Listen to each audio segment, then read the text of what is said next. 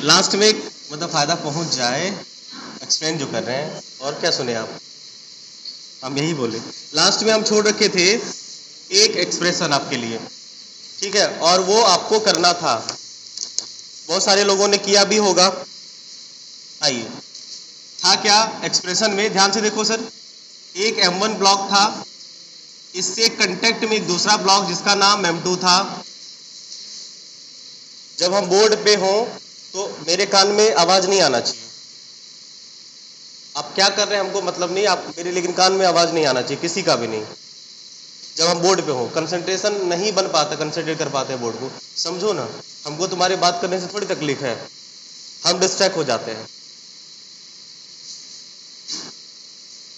तुम लोग होशियार हो, तुम लोग बात करते करते भी पढ़ सकते हो, हम बात सुनते सुनते नहीं पढ़ा पाएंगे। उतने जीनियस हम नहीं ना है तुम्हारे जैसा। M3 3 ब्लॉक है। हमने इस तरफ फोर्स लगाया था और contact force between A, B और C का फाइंड किया था, नहीं इनके बीच और इनके बीच। ये हम एक्सप्रेशन लिखा चुके थे। मान लीजिए फोर्स हमने इसे इधर लगाया, क्या फर्क पड़ता है, F फोर्स लगा तो सिस्टम में कुछ ना कुछ एक्सेलरेशन आया होगा, वो मान लो A है। हमें इस सिस्टम का एक्सेलरेशन निकालना है, और सेकंड बात कि इनके बीच जो कंटेक्ट फोर्स होते हैं उसे निकालने हैं, इनके बीच निकालने हैं। जब पूछेंगे तब बोलना, अभी रुको। अब देखो सर, इसके लिए हमें करना क्या होगा, तीनों का एफबीडी बनाना पड़ेगा, तीनों का अलग अलग। फ्री बॉडी डायग्राम मतलब होता है कि उस पर जो जो फोर्स लग रहे होते हैं ना, उसे हमें ड्रॉ करना पड़ता है, दिखाना पड़ता है, और ये प्रोसेस कहलाता है एफबीडी। मतलब ये करने का तरीका जो हम लोग शो करते हैं उसे फ्री बॉडी डायग्राम कहते हैं। मतलब बॉडी को फ्री कर देना है, जो भी ऑब्जेक्ट है, ब्लॉक है, वस्तु है, जो भी चीजें है उसे फ्री कर देना है, मतलब अलग अलग कर देना। तो जैसे हमने पहले को अलग किया, ये मान लो। और सबसे इंपॉर्टेंट बात कि आपको पॉइंट मास कंसीडर करने हैं, ठीक है। अगर ए ब्लॉक का एफबीडी बनाए, ए ब्लॉक आपका हो गया, नीचे लगेगा, इस नीचे वाला फोर्स दिखाई नहीं चलेगा, चलो दिखा देते हैं, M1G, और बदले में एक रिएक्शन फोर्स लगेगा, मान लो R1। और क्या होगा कि ये जब इसे तुम दबा रहे होगे, ये फोर्स लग रहा है ना, इसे मान लो तुम धक्का दे रहे हो, तो ये इसे धक्का देगा और ये भी इसे धक्का देगा। तो होता यही है कि अगर B को पुश करेगा, धक्का देगा, तो न्यूटन्स थर्ड लॉ के अकॉर्डिंग उतने फोर्स के साथ B भी C को पुश करेगा अपोजिट डायरेक्शन में। लिखना नहीं है। उसी तरह से अगर C B को पुश करेगा तो B भी A को पुश करेगा, धक्का देगा, तब नहीं ये सब एक साथ चलेगा। एक ब्लॉक दूसरे ब्लॉक को पुश करेगा और दूसरा ब्लॉक तीसरे ब्लॉक को पुश करेगा, तब तो ये एक साथ चलेगा, एक ही गति के साथ, एक ही एक्सेलरेशन में। नहीं, सबकी गति समान होगी तो ठीक है। तो हमने ये माना कि इसने इसको धक्का दिया और इसने इसको धक्का दिया, हमें इस पे जो धक्का लगा उसे दिखाना है। फ्री बॉडी डायग्राम में क्या करते हैं हम लोग, जिस ब्लॉक पे फोर्स लगता है उसे दिखाते हैं। इस ब्लॉक पे फोर्स लगेगा, मान लो इस ब्लॉक पे फोर्स लगा इधर, ये मान लो इधर धक्का देगा ना, इसको हम लोग कंटेक्ट फोर्स कहते हैं, जिसको नॉर्मल कह सकते हो आप। ये हो गया मान लो N1, तो ये N1 इस पे लगा किस डायरेक्शन में, इस डायरेक्शन में, इस दिशा में। तो इस पे जो N1 लगा है इस डायरेक्शन में, क्लियर। और इस N1 की वजह से इसमें एक्सेलरेशन कितना आया, A। इक्वेशन क्या बनेगा, ये तो इसके बराबर होगा, है ना। इसके लिए इक्वेशन क्या बनेगा, R1 = M1G। इसकी कोई आवश्यकता आपको है नहीं, और ये N1 इसे प्रोवाइड क्या कर रहेगा, M1A एक्सेलरेशन प्रोवाइड करेगा। समझ पाए, चलो A का काम खत्म। अब B का काम करते हैं। B का जब एफबीडी ड्रॉ करिएगा तो B के लिए क्या होगा, एक तो इसका M2G नीचे लगता है और एक लगेगा मान लो R2। अब यहाँ पे है क्या कि इसे दो लोग धक्का देंगे, एक तो C इसे धक्का दे रहा होगा, मान लो कुछ फोर्स के साथ, जिसका नाम N2 कर देते हैं, जो कि इस डायरेक्शन में लगा। अब न्यूटन्स थर्ड लॉ कहता है कि अगर B A को पुश करेगा, धक्का देगा, तो A भी B को पुश करेगा अपोजिट डायरेक्शन में, जिस फोर्स के साथ, उसी फोर्स के साथ ये भी। जैसे मान लो B A को 10 न्यूटन के साथ पुश कर रहा है, तो A भी B को 10 न्यूटन से ही धक्का देगा। नहीं, आप जिस वस्तु पे जितना फोर्स लगाते हैं, बल लगाते हैं, सामने वाली वस्तु भी आप पे उतना ही बल लगाता है, ये हम लोग प्रूफ कर चुके हैं। तो ये मान लो B इस पे फोर्स लगाता होगा इधर इस डायरेक्शन में, तो ये भी उस पे अपोजिट डायरेक्शन में उतना ही फोर्स लगाएगा। तो B A पे कितना लगा रहा था? N1, तो A B पे कितना लगाएगा? N1। डायरेक्शन क्या होगा? अपोजिट। ये लग गया तुम्हारा N1। तो N1 का जो डायरेक्शन है वो इस तरफ है, तो हमने N1 का डायरेक्शन इस तरफ दिखा दिया। कोई दिक्कत? फिर भी इसके पास एक्सेलरेशन इस डायरेक्शन में बचा रहा। इसका मतलब ये हुआ कि ये ज्यादा हो गया, ताकतवर हुआ होगा, तभी तो ये ऑब्जेक्ट को अपनी तरफ ले आ रहा होगा। क्लियर? तो इक्वेशन क्या बनेगा? इक्वेशन बनेगा N2 minus N1 is equal to M2A। समझ पाए? ये वाला की आवश्यकता नहीं है, इसे रहने देते हैं, इसकी जरूरत भी नहीं पड़ेगी। अब ये हो गया आपका इक्वेशन 2, ये हो गया इक्वेशन 1। अब ऑब्जेक्ट अगर C के लिए हम लोग ड्रॉ करें तो C की FBD कितनी हो जाएगी? जरा ध्यान से देखो, C पे कौन से फोर्स लग रहे हैं? एक तो तुम लगा रहे हो इस डायरेक्शन में, दिखा दो। ये मान लो C है, इस पे तुम इस डायरेक्शन में फोर्स लगा रहे हो F।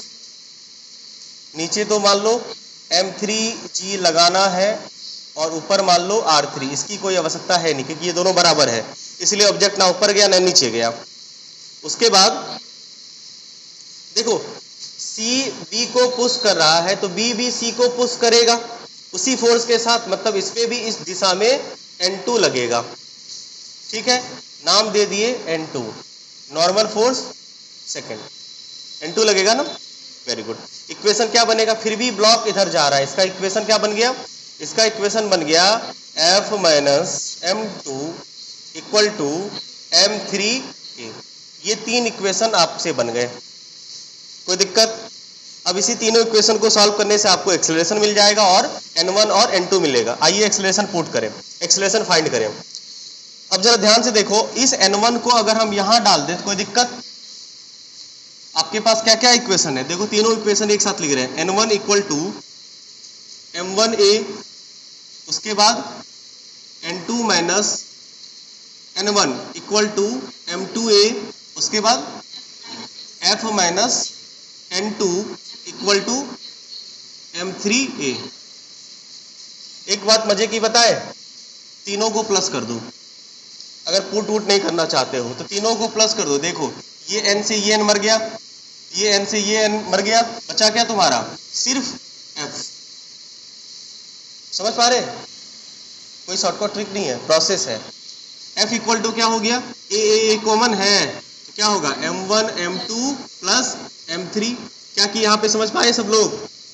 तीनों को प्लस कर दिए, कट जाता है ना ये अपने। तो A इक्वल टू क्या हो गया? F by M1 M2 M3। देखो A के एक्सप्रेशन में पुराने वाले केस, जब आप फोर्स इस डायरेक्शन में लगाते थे और इस डायरेक्शन में लगा रहे तो A में कोई चेंज नहीं आएगा, एक्सेलरेशन में चेंज नहीं आएगा। चेंज किस में आता है? Contact force between object. क्योंकि जब हम इस डायरेक्शन में फोर्स लगा रहे तो ये इसे दबाता है, यानी कि क्या हो रहा है? स्टार्टिंग में एक्शन जो हुआ वो लाइटर ऑब्जेक्ट हैवियर ऑब्जेक्ट को पुश किया, और इस केस में क्या हो रहा है कि हैवियर ऑब्जेक्ट लाइटर ऑब्जेक्ट को पुश कर रहा है। तो contact force between them change हो रहा होता है, तो वही चेंज हमें दिखाना होता है। पहले नोट करिए इसे, ये कल वाला ड्यूज था आपका जो आपको करना था, इसे नोट करिए। कहां से स्टार्ट किया समझ गए ना? ड्राइंग यहां से स्टार्ट हुआ है और यहां से ऐसे चला है, फिर वापस यहां पहुंचे। ठीक, करिए नोट। अब एक्सेलरेशन सिस्टम का देखो निकालने का तरीका हम वैसे पहले भी बताए थे आपको कि आपको एक्सेलरेशन के सेंस में क्या करना है कि net pulling force by total मास करना है। मतलब नेट एक्सेलरेशन का मतलब हो गया क्या? Net mass by net force. तो नेट फोर्स लगा कितना है? F ही तो है। बोलोगे सर ये सब जो फोर्स है क्या कर रहा है? भाई ये फोर्स एक दूसरे को देखो N1 N2 के बराबर अपोजिट डायरेक्शन में कैंसिल ईच अदर। तो यहाँ पे नेट फोर्स तो जीरो होगा ना, इन दोनों के बीच नेट फोर्स जीरो होगा। N2 N2 equal and opposite, इसलिए इसका भी सम जीरो, इसका भी सम जीरो, बचा कितना? नेट फोर्स F ही तो बचा। इसीलिए आप एक्सेलरेशन के लिए net pulling force by total मास याद रखिए तो बढ़िया है। नेट फोर्स कितना लग रहा है? F। तो A नेट हम लिखा चुके थे, A net equal to net force by total mass. Total mass कितना है बॉडी का? M1 M2 M3। Same expression आएगा। तो इसकी आवश्यकता आपको FBD बनाने के लिए आप समझ पाए, या ये इक्वेशन बनता कैसे है ये समझ पाए, उसके लिए था। आना चाहिए, ये आएगा नहीं तो फिर सवाल को नहीं बना पाओगे। अब आपको पता करना है normal contact force between them. इसे मिटाते हैं। देखो हमें फाइंड क्या करना है, इस सवाल के जो मेन मकसद होते हैं वो है दो चीजें फाइंड करनी है। पहला, इन दोनों के बीच जो कंटेक्ट फोर्स लगा जिसका नाम N1 था, N1 फाइंड करना है आपको। तो N1 फाइंड करने के लिए आप क्या करिएगा, N1 देखो इक्वेशन एक था आपके पास, N1 इक्वल टू M1A दिख रहा है आपको, M1A। तो M1 को M1 रहने दो और A का वैल्यू अभी तक तुम्हें पता चल ही गया है, क्या, F by M1 plus M2 plus M3। बोलिए, तो ये क्या हो गया आपका, ये हो गया आपका N1 contact force between these two body. इन दोनों के बीच कंटेक्ट फोर्स कैसे निकालते हैं ये समझ पाए। उसके बाद एक और कंटेक्ट फोर्स आपको दिख रहा होगा इसके बीच, N2। N2 का वैल्यू कैसे निकाले, तो देखो N1 का वैल्यू आ ही गया है, अगर N1 का वैल्यू इनमें से किसी एक जगह रख दे तो काम नहीं बन जाएगा। तो हम लोग क्या करते हैं, सेकेंड इक्वेशन में N2 माइनस N1, देखो पहले बोर्ड को, ठीक, N1 का वैल्यू पता चल ही गया तो N2 निकालना है। N2 बराबर क्या होगा, N1 मतलब M2A प्लस N1, N1 उधर जाके प्लस हो गया, N1 का वैल्यू पुट कर दीजिए। अब बोलो M2A, N1 का वैल्यू कितना है सर, देखो F M1 by M1 plus M2 plus M3। समझ पाए, सॉल्व कर लीजिए, आंसर आ गया। कुछ गड़बड़ लग रहा है लेकिन हमको।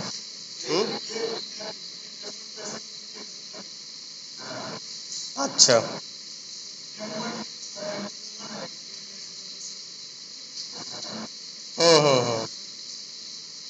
M1A, हाँ एक ही बात है।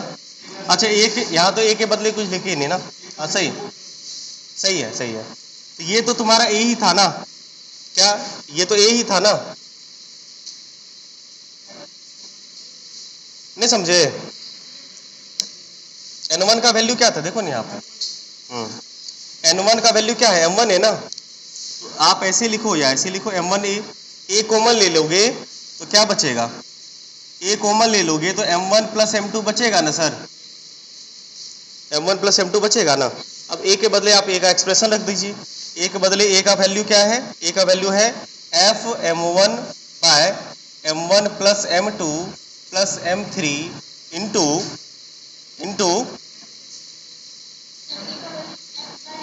F बाय, हाँ F M1 है ना, सॉरी F, ओह हाँ सही, ठीक तो है। और यहाँ पे इंटू में क्या है, M1 प्लस M2। तो ये हो गया आपका normal force between B and C। B और C के बीच जो कंटेक्ट फोर्स लगेगा वो ऐसे निकालना है। समझ पाए, अगर समझ गए तो अगला सवाल हम लोग करेंगे, क्वेश्चन करेंगे। ये वैल्यू रिजल्ट लिख लीजिए, ड्राइंग मिटाते हैं तब तक आप रिजल्ट लिखिए फटाफट। N1 कैसे निकालते हैं, N2 कैसे निकालते हैं, ये सब लोग समझ पाए। एक सवाल करते हैं फिर अगला टॉपिक शुरू करेंगे, तब तक जल्दी फटाफट नोट करिए।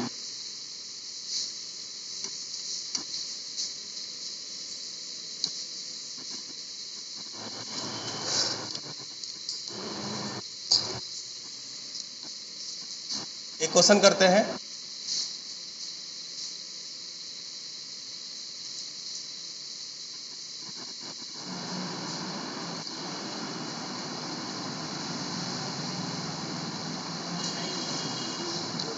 टू 3 5, 2 किलोग्राम का, 3 किलोग्राम का और 5 किलोग्राम के A, B और C 3 लोग हैं।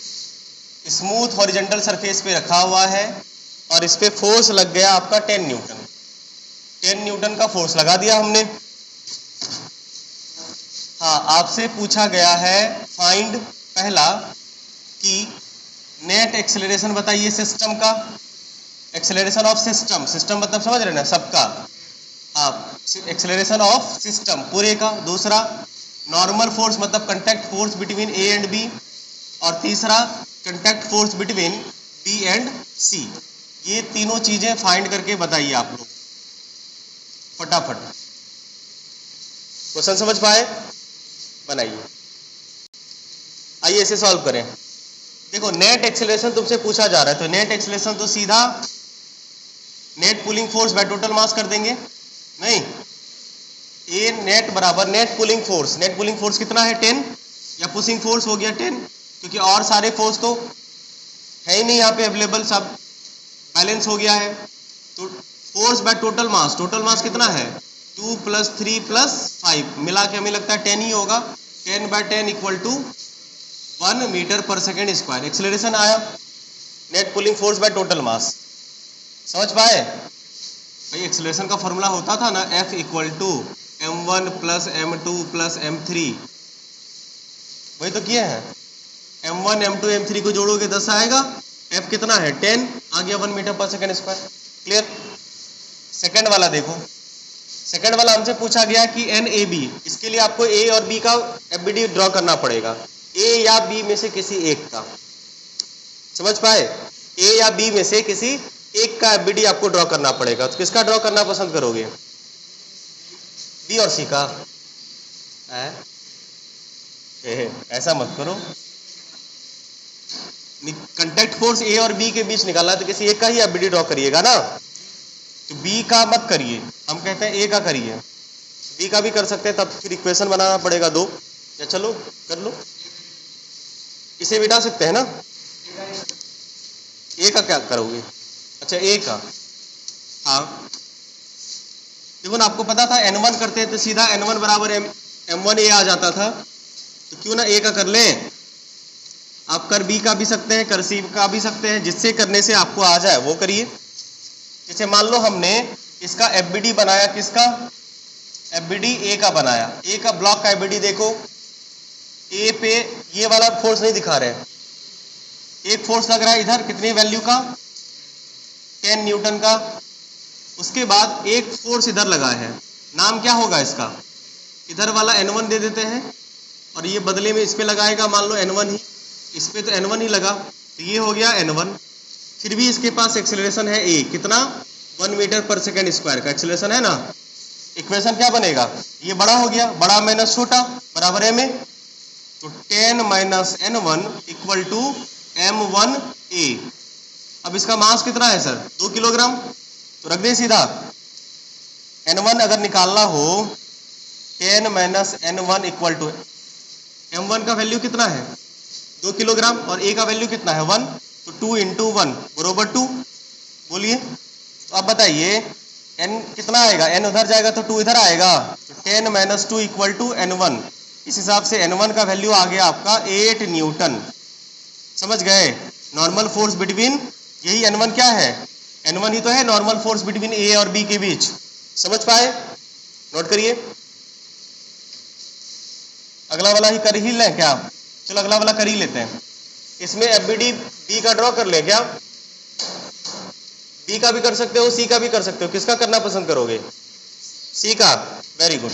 चलिए तीसरे वाले सवाल में FBD हम लोग ड्रॉ करते हैं C का। C के FBD ड्रॉ करने से फायदा ये होगा कि आपके पास एक ही वेरिएबल रहेगा, पुट वुट नहीं करना पड़ेगा सीधा। C पे क्या लग रहा है? C पे एक फोर्स नॉर्मल लगेगा इधर N2, जो कि C को एक एक्सेलरेशन प्रोवाइड करेगा। समझ पाए? तो C पे इकलौता फोर्स कौन लग रहा है? N2, जो कि इसे एक्सेलरेशन A दे रहा है। मास इसका कितना है? 5 किलोग्राम। बिल्कुल, तो इक्वेशन क्या बनेगा? N2 = M3A, तो M3 का वैल्यू 5 और A का वैल्यू कितना है 1, उस हिसाब से इसका वैल्यू कितना हो जाएगा 5 newton. Contact force between B and C का आंसर क्या होगा? 5 न्यूटन। फटाक सा नोट करिए, अगले टॉपिक की तरफ बढ़ते हैं। अगला टॉपिक होगा हमारा motion of blocks connected by massless string. मतलब यहाँ पे टेंशन की बात आएगी। मासलेस स्ट्रिंग का मतलब क्या हुआ? एक ऐसी रस्सी जिसका कोई मास ही ना हो, एक ऐसी रस्सी जिसके पास कोई मास ना हो, उसे हम लोग मासलेस स्ट्रिंग कहते हैं। अब जैसे एक ब्लॉक को रस्सी से दूसरे ब्लॉक के साथ बांध दिए और एक रस्सी को खींचेंगे तो दूसरा ब्लॉक भी खिंचा आएगा ना, ऐसे मोशन को पढ़ना है हमें। इसमें क्या होगा, कंटैक्ट तो नहीं होगा, एक ब्लॉक का दूसरे ब्लॉक के साथ कंटैक्ट तो नहीं होगा, इसलिए कंटैक्ट फोर्स यहाँ पे डेवलप नहीं होगा, यहाँ पे टेंशन क्रिएट होगा और उसे ही समझना है। ठीक है, चलिए तो पहला हम लोग 2 ब्लॉक सिस्टम करते हैं। 2 कनेक्टेड बॉडीज ब्लॉक्स, 2 ब्लॉक के लिए कर रहे हैं। आपको बता दें कि टेंशन होता क्या है, जिससे आप ये चीज पकड़ पाए। टेंशन का मतलब होता है कि जैसे मान लो एक आदमी है ना, ये मान लो रस्सी है, रस्सी मान लो ऐसे लूज था, अभी ढीला ढाला था, लेकिन अगर 2 आदमी है, एक इधर से खींच रहा है एक इधर से खींच रहा है, तो रस्सी टाइट हो जाता है, तो रस्सी में तनाव आ जाती है, नहीं तन जाता है रस्सी। तो वो जो रस्सी का तनना होता है, जो तनाव होता है, उसे हम लोग टेंशन कहते हैं। जो कि आपने जो फोर्स लगाया है, आपने जो बल का प्रयोग किया है, उस बल के कारण क्रिएट हुआ है। अगर मान लो उसे तुम खींचते ही नहीं तो क्या वो रस्सी तनती, तनाव आता नहीं आता, तो टेंशन क्रिएट नहीं होता। समझ पाए? तो वो हो गया आपके फोर्स के। जैसे मान लो हम यहाँ पे एक रस्सी बंधी है दीवार से और इसे मान लो हम खींच रहे हैं, फोर्स का यूनिट होता है न्यूटन, ठीक है, 10 न्यूटन, मान लो 100 न्यूटन का फोर्स लगा दिए, तो बताओ इसमें कितना तनाव आएगा, जितना आप फोर्स लगा रहे हो, क्योंकि आपके फोर्स लगाने से ही रस्सी तन रही है ना, तो आप जितना फोर्स लगाओगे उतना ही रस्सी तनेगा। समझ पाए? ये होता है टेंशन जनरली। अब क्या होगा, एक ब्लॉक होगा दूसरे ब्लॉक को खींचेगा तो क्या होगा, रस्सी तन जाएगी। जैसे देखो ना, जैसे मान लो एक ऑब्जेक्ट है दूसरे ऑब्जेक्ट है, ये मान लो फिक्स है या कहीं रखा हुआ है, नहीं रखा भी हुआ है तो कोई बात नहीं, इसे तुम मान लो खींच रहे हो इधर, तो बदले में ये भी खींचा चला आ रहा है ना। अगर ये रस्सी तनी हुई नहीं रहती तो ये खींच पाता नहीं। तुम्हें बिलीव होता है तो एक काम करो, इस रस्सी को ना अभी क्या करो, ऐसे ढीला ढाला छोड़ दो। समझना, बात को समझना, कनेक्टेड तो है, ढीला ढाला है। अगर तुम इसको खींचते हो तो क्या ये ब्लॉक टच से मस होगा? नहीं होगा। तब होगा जब ये टेंशन आ जाएगा इसमें। समझ पाए? ये ब्लॉक, ये जो वस्तु ऑब्जेक्ट है, ये कब खिंचाएगा, इसके साथ कब आएगा, जब ये रस्सी खींचते खींचते खींचते सीधी हो जाएगी, मतलब इसमें तनाव आ जाएगा। मतलब आपके बल लगाने से इस ब्लॉक पे इसमें तनाव क्रिएट होता है, इस रस्सी में तनाव क्रिएट होता है, और उसी तनाव को हमें अभी फिलहाल टेंशन को कैलकुलेट करना है। क्लियर? आइए इसी सिचुएशन से समझें कैसे टेंशन कैलकुलेट करते हैं। अब कोशिश करना है समझने का। 2 बड़ी सिस्टम हम लोग करते हैं। मान लीजिए हमारे पास 2 ब्लॉक हैं और हमने इसे स्मूथ हॉरिजॉन्टल सरफेस पे लगा रखा है, फ्रिक्शन नहीं है, एकदम पूरा स्मूथ है सरफेस, चिकना जिसको कहते हैं, पूरा एकदम प्लेन नहीं, उसमें कोई रफनेस वगैरह नहीं है। इस पे 2 ब्लॉक है, मान लो ब्लॉक बड़ा छोटा हैवियर लाइटर कुछ भी हो सकता है, उससे कोई फर्क नहीं पड़ता है। लगता है हम सही से हिंदी का प्रयोग नहीं कर पाते हैं क्या? मेरा भाषा समझ में आता है एक के बारे में? हमको तो नहीं लगता है। हम क्या बोले कि जब बोर्ड पे हो तो मेरे कान में आवाज नहीं आना चाहिए, हिंदी में बोले हैं। समझ में आया? लिख दें क्या? हम क्या बोले? बोलो अंकित कुमार, हम क्या बोले? बोलो ना। नहीं समझ में आया? हम हिंदी, हम जो बोल रहे हैं वो हिंदी है ना, है ऐसा तो नहीं कि मेरा ये सब बदल गया, हमको लग रहा है कि हम हिंदी बोल रहे हैं और तुम लोगों के पास कुछ और आवाज आ रहा हो। क्या बोले? आवाज नहीं आ रहा है? मारेंगे ना किसी दिन। आवाज समझता ही नहीं है लोग। आइए, तो ब्लॉक बड़ा छोटा कुछ भी हो सकता है, बराबर भी हो सकता है, उसके लिए आपको चिंता नहीं करना है। बोलोगे सर कैसे बड़ा छोटा हो? कोई बात नहीं, वो तो अपने अपने श्रद्धा की बात है, चलो कोई बात नहीं। अब ठीक है, ये मान लो M1 इसका मास और इसका मास M2 है, ये दोनों कांटेक्ट में है। देखो मासलेस स्ट्रिंग मतलब आइडियल स्ट्रिंग, हम लोग मान के अभी चल रहे हैं कि मास वाला भी करेंगे स्ट्रिंग, अभी फिलहाल ये मान लें कि ये रस्सी इतनी पतली है या ऐसी है कि इसके पास कोई मास नहीं है, जैसे मान लो रील धागा, ठीक है, एकदम पूरा मजबूत रील धागा, लटक भी जाओ तो नहीं टूटे, तो उसमें उसका कितना द्रव्यमान मास मान के चलते हैं कि नहीं है अभी। हाँ, एक मोटा रस्सी जैसे होगा ट्रैक्टर को खींचने वाला, ट्रक को खींचने वाला, उस रस्सी का तो मास होगा, तो उस रस्सी से भी हम ब्लॉक को खींचेंगे, लेकिन उसमें टेंशन का वैल्यू बदलेगा, अलग अलग होगा, ठीक, तो वो आएगा, पहले इसे समझ लें। अब मान लो हम इस पे फोर्स लगा रहे हैं, ये फोर्स मान लो जरूरी नहीं कि तुम रस्सी बांध के खींचो या रस्सी बिना बांधे भी खींचो, अभी फिलहाल हम लोग इसके टेंशन की बात करें तो यहाँ पे मान लेते हैं ये रस्सी नहीं है, बस इसको खींच रहे हैं, ब्लॉक को पकड़ के खींच रहे हैं, क्लियर, जिसको दिखाने के लिए हम एफ लगा देते हैं फोर्स।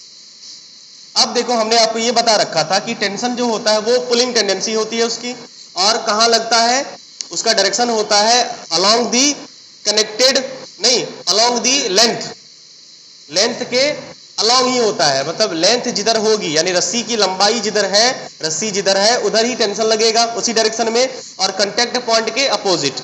अगर हम इस ब्लॉक के लिए टेंशन लगाना चाहें इस ब्लॉक का, तो ये पॉइंट ऑफ कांटेक्ट है इसके अपोजिट डायरेक्शन में, अगर इस ब्लॉक के लिए हम टेंशन लगाना चाहें तो इसके अपोजिट डायरेक्शन में, क्योंकि रस्सी सेम है इसीलिए ये जितना टेंशन यहाँ पे क्रिएट करेगा उतना ही टेंशन ये यहाँ पे महसूस भी करेगा, मतलब सेम होगा, रस्सी बदली नहीं है इसलिए टेंशन भी नहीं बदला है। अब हमें निकालना क्या है, बताओ ये ब्लॉक किधर जाएगा, इधर जाएगा जिधर फोर्स लग रहा है, अगर जाएगा तो मोशन होगा, तो इसमें एक्सेलरेशन अगर होगा तो इस डायरेक्शन में होगा कि नहीं होगा, रे मान लेते हैं। अब आपको बताना है कि इसका एक्सेलरेशन क्या है और टेंशन क्या है, तो एक्सेलरेशन निकालने का सीधा तरीका net pulling force by total मास कर देते हैं, मान लोगे, वेरी गुड। तो एक्सेलरेशन इसका कितना हो जाएगा इस ब्लॉक का, इसका एक्सेलरेशन हो जाएगा नेट पुलिंग फोर्स, कितना फोर्स से पुल हो रहा है एफ, टोटल कितना मास को खींच रहा है m1 प्लस m2, तो क्योंकि acceleration equal to force by mass होता है, तो total acceleration of this system बराबर total force by total mass. आप इसे इक्वेशन से भी बना सकते हैं। आइए हम लोग दोनों ब्लॉक का एफबीडी ड्रॉ करें, ए और बी। ए का अगर आप एफबीडी ड्रॉ करोगे, एफबीडी ऑफ ए, तो देखो ए को पॉइंट मास माना है, ऊपर नीचे वाला फोर्स नहीं दिखा रहे हैं क्योंकि वो रिस्पॉन्सिबल नहीं है मोशन के लिए, अभी रहने देते हैं। इधर एक फोर्स लग रहा है कौन सा, एफ, इधर एक फोर्स लग रहा है कौन सा, बोलो, टी ओनली। हाँ, फिर भी एक्सेलरेशन किधर हो रहा है, इसकी तरफ, मतलब ये बड़ा, इक्वेशन क्या लिखाएगा सर,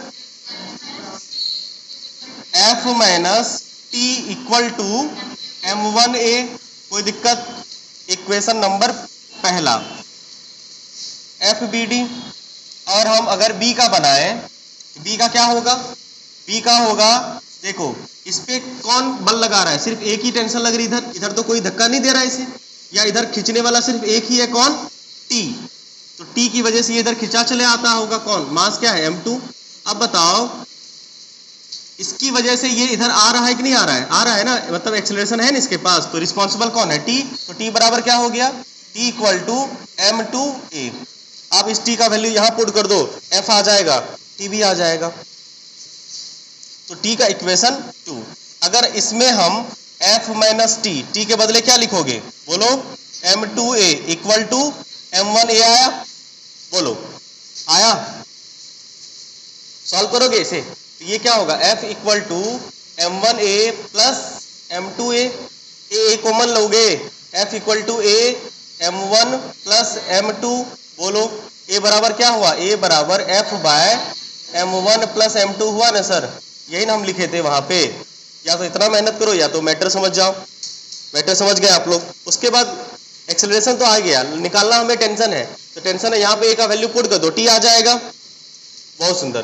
तो यहाँ पे आपको निकालना है टेंशन, अगला पार्ट टेंशन का, टेंशन बराबर क्या हो गया, यहाँ पे देखो m2a है, m2 को m2 रहने दीजिए, और a का वैल्यू कितना है, f बाय, हाँ, f by m1 plus m2 plus m3, हाँ जी, अच्छा दो ही है, अच्छा इमोशनल हो गए थे, 3 ब्लॉक, ये हो गया आपका टेंशन इन दोनों के बीच।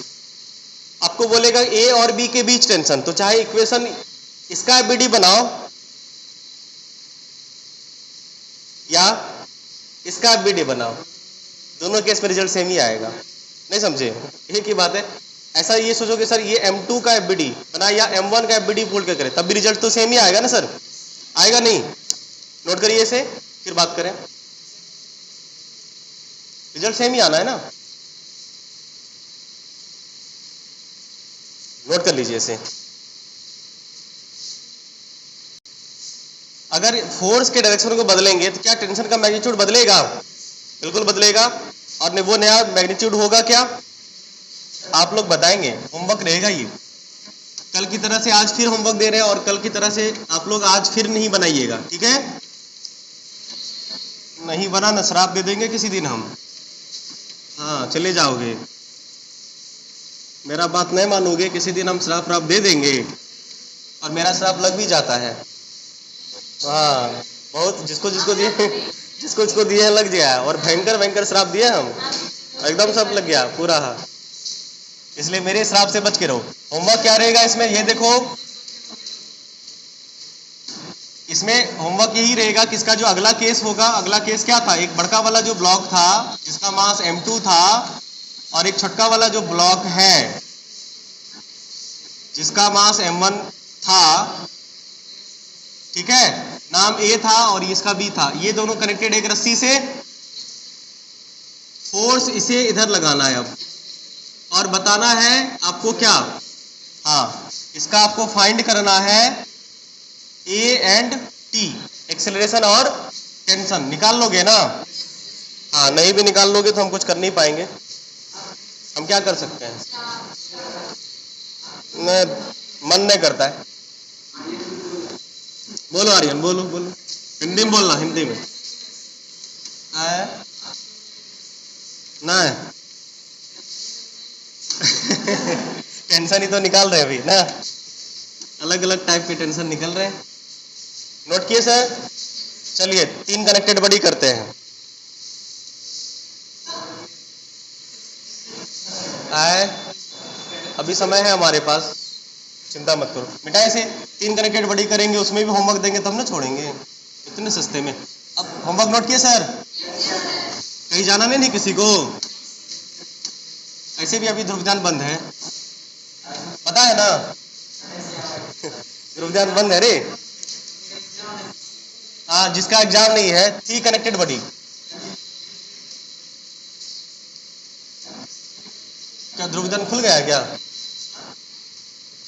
नहीं बंद है अभी।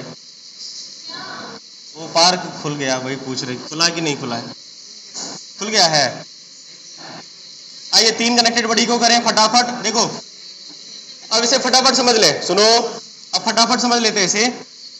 इस बार ना 2 टेंशन आएगा नहीं, क्योंकि 3 सिस्टम बनेगा तो 2 टेंशन आएगा, इसलिए समझिएगा।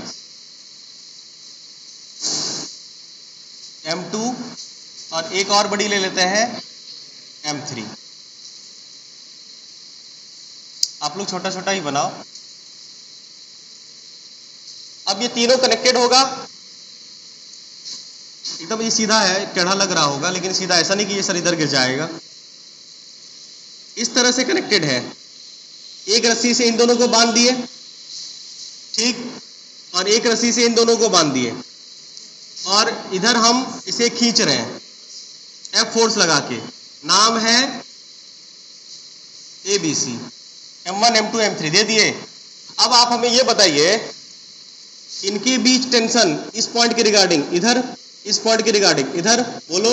अगर नाम इसका T1 तो ये भी T1 ना, क्या यही टेंशन यहाँ होगा ना?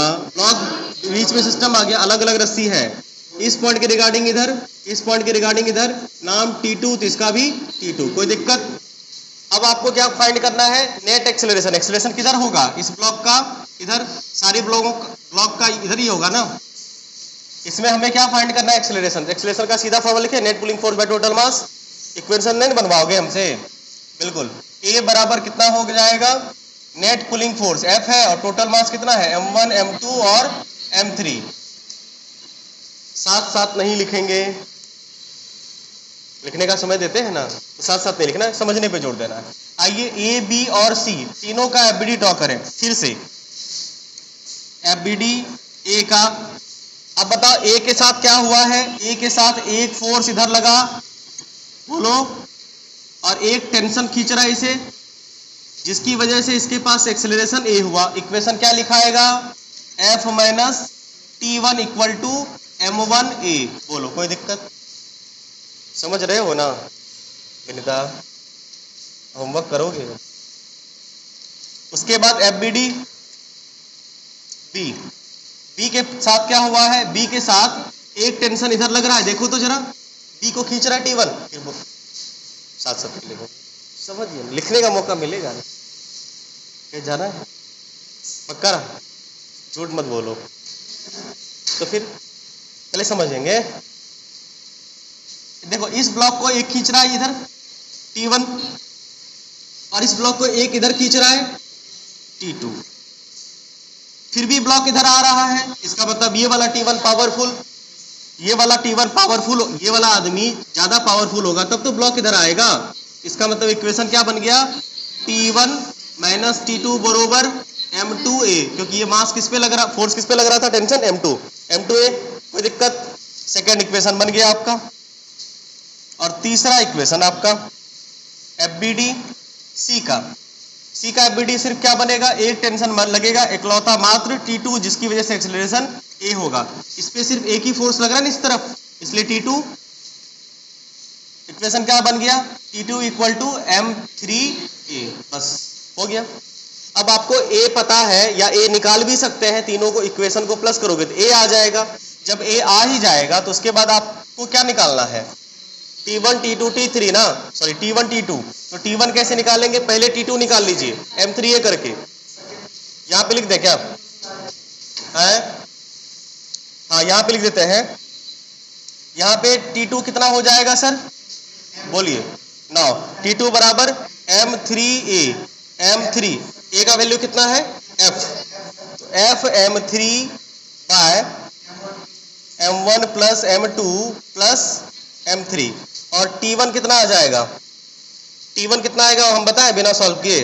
हम बताते हैं। F, अच्छा M3 कहाँ से? M2 ना, ओहो हो M3। और रुको हमको बोलने दो, हम भी सीखे हैं तो कुछ यूज करेंगे ना। T1 निकालना है, इस पे लग रहा है, यानी M2 प्लस M3 बाय, मतलब सही हम F M2 plus M3 by M1 plus M2 plus M3। ये कैसे आया?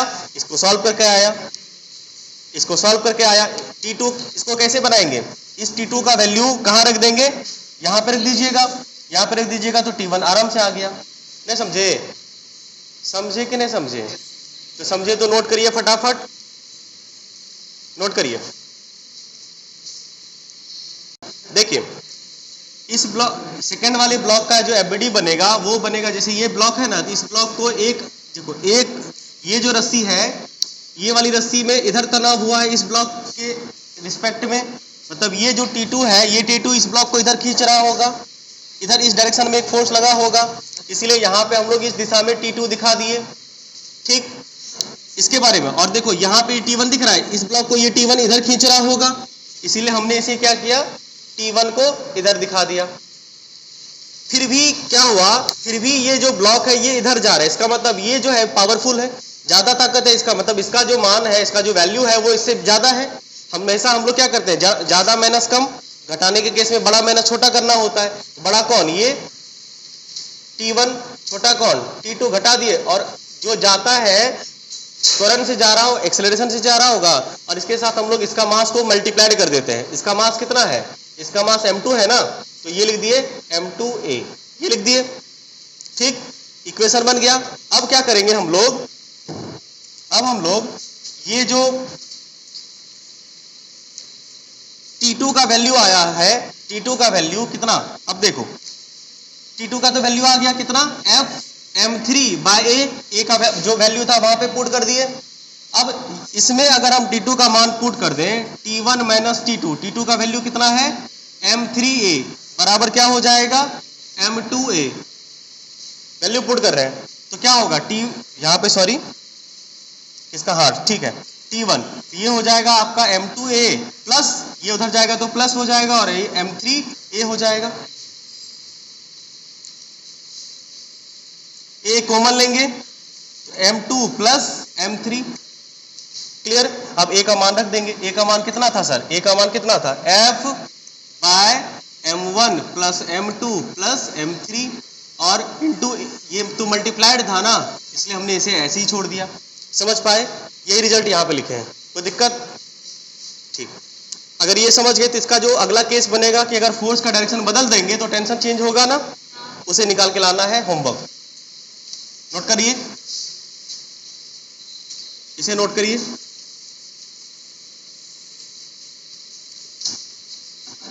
इसमें होमवर्क रहेगा, इसका अगला पार्ट होमवर्क रहेगा क्या कि एक स्मूथ हॉरिजॉन्टल सरफेस है फ्रिक्शनलेस, एक ब्लॉक है m1 मास का, एक ब्लॉक है m2 मास का और एक और ब्लॉक है m3 मास का, और इसे कोई इस डायरेक्शन में खींच रहा है। किस फोर्स के साथ? मान लो ए F, नाम इसका A, B और C है, ठीक है, जिसकी वजह से इसमें एक्सेलरेशन कितना हो रहा है? A। आपको फाइंड करना है, इसमें फाइंड करना है पहला एक्सेलरेशन ऑफ सिस्टम, ठीक है। दूसरा आपको फाइंड करना है tension between A and B, और तीसरा आपको फाइंड करना है tension between B and C। तीसरा फाइंड करना है आपको tension between B and C। क्या कर लेंगे आप लोग? बहुत सुंदर। इसके लिए जगह छोड़िए और एक सवाल करके दिखाइए, फिर छुट्टी देंगे। इसको जो नोट्स में ही करना है, क्योंकि अगला केस हम करवाए नहीं, तो आसान है ये। समझ गए ना ये? हाँ, तो इसको करिए, एक सवाल करके दिखाइए और फिर हम आगे बात करें।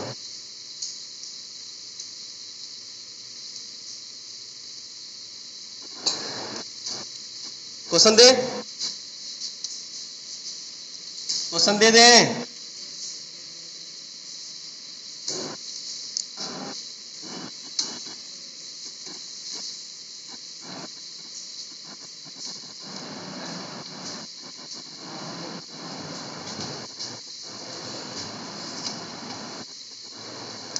चलिए क्वेश्चन नोट करिए।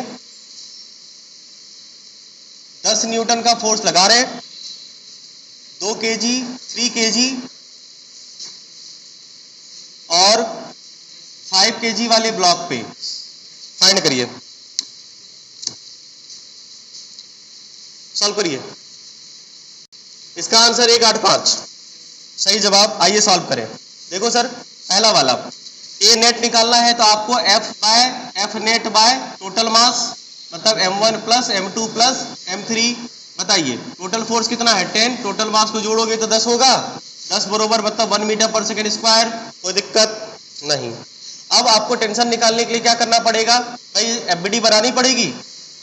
यहीं पे बता देते हैं, T1 बना चुके ना हम लोग, यहाँ पे T1 ये हो जाएगा आपका T2 और ये T2। एक्सेलरेशन किधर है?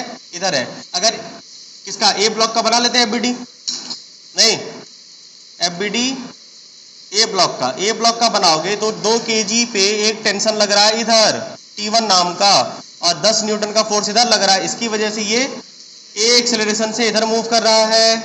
तो इक्वेशन क्या बन जाएगा? 10 माइनस T1 बरोबर m1 a। क्या 10 का वैल्यू पता है? हाँ। T1 का वैल्यू पता है ना? m1 का वैल्यू पता है 2, a का वैल्यू कितना है? 1। सॉल्व करेंगे कितना हो गया? 10 माइनस 2 बराबर T1। तो T1 बरोबर कितना हो जाएगा? 8 न्यूटन। कोई दिक्कत? बिल्कुल। उसके बाद अब तुम्हारा बच गया क्या? यानी यही होगा। इसका आंसर कितना हो गया? इसका आंसर 8 न्यूटन हो गया। इसका आंसर 1 हो गया। अब बचाइए, आइए इसके बीच टेंशन निकालें। इसके लिए क्या करना पड़ेगा आपको? लास्ट वाले का FBD बनाइए। देखो बीच वाले है ना, जब 3 ब्लॉक सिस्टम हो, यहाँ से चीजों को थोड़ा ऑब्जर्व करो, टाइम बचेगा। जब 3 बड़ी सिस्टम हो, टेंशन निकालना हो या नॉर्मल निकालना हो, पहली बड़ी का FBD बनाइए, और अगर इन दोनों के बीच नॉर्मल हो तो लास्ट बड़ी का बनाइए। समय बचेगा, मेहनत भी कम होगा। तो हमें अगर टेंशन इनके बीच निकालना है तो क्यों इसका FBD बनाए? इसी का बना लेते हैं, सी का। इसके लिए अगला वाला सॉल्यूशन आपका हो जाएगा FBD किसका बनाए? सी का। सी का FBD में क्या हो रहा है? सिर्फ T2 इधर जा रहा है, जिसकी वजह से ए एक्सेलरेशन हुआ। इक्वेशन बना T2 बरोबर कितना हो गया? m3a। M3 का वैल्यू कितना है 5 और A का वैल्यू कितना है 1, मिला जुला के कितना हो गया आपका 5 न्यूटन। समझ पाए? बोलो एकदम। इस तरह से हो गया तुम्हारा टेंशन आधा खत्म। अब आधा टेंशन बचा है वो कल करेंगे। क्लियर? होमवर्क करते रहिए आप लोग, कम कम होमवर्क देते हैं, जितना दिए वो करो, उसके बाद और देंगे। मिलते हैं फिर कल हम लोग सेम समय में टेंशन के अगले सवाल को लेकर के साथ। धन्यवाद।